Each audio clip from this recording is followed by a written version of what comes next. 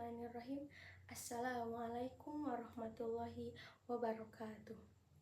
Innal hamdalillah nahmaduhu wa nasta'inuhu wa nastaghfiruh wa na'udzubika min syururi anfusina wa min sayyiati a'malina may yahdihillahu fala mudhillalah wa may yudlil fala hadiyalah.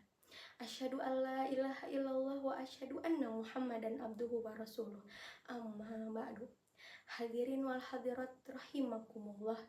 Pertama-tama marilah kita haturkan puji dan syukur kehadirat Allah Subhanahu wa Ta'ala. Berkah kasih sayangnya kita masih diberikan nafas, hidayah dan kesempatan untuk berkumpul di tempat yang mulia ini.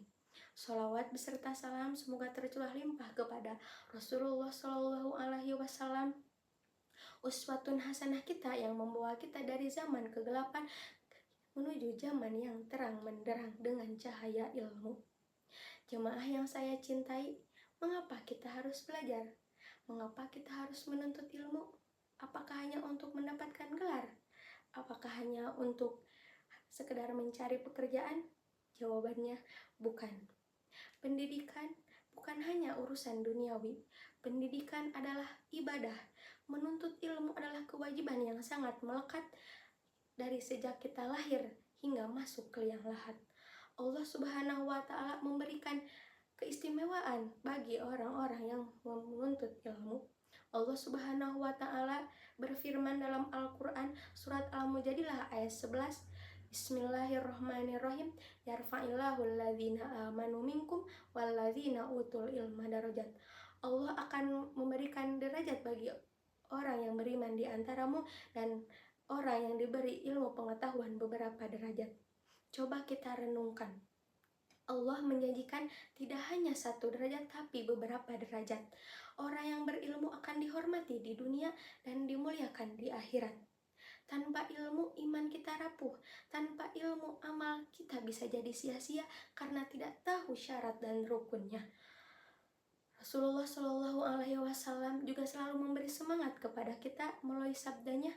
Beliau bersabda, "Man salaka thariqan yaltamisu fihi ilman, sahalallahu thariqan ilal jannah." Barang siapa yang menempuh jalan menuntut ilmu, maka Allah akan mudahkan baginya jalan menuju syurga.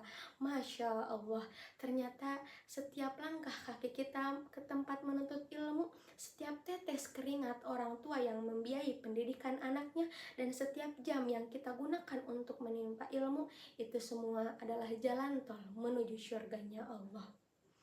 Namun, ada satu hal penting yang sering kita lupakan.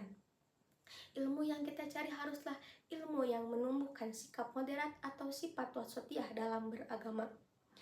Ilmu tidak boleh menjadikan kita kaku, tertutup, dan merasa paling benar sendiri.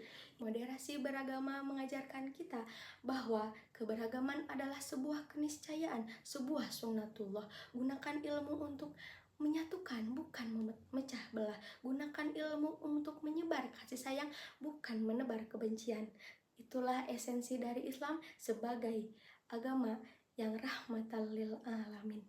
Tapi ingat jamaah, ilmu tanpa adab itu berbahaya. Kepintaran tanpa akhlak hanya akan menimbulkan kesombongan.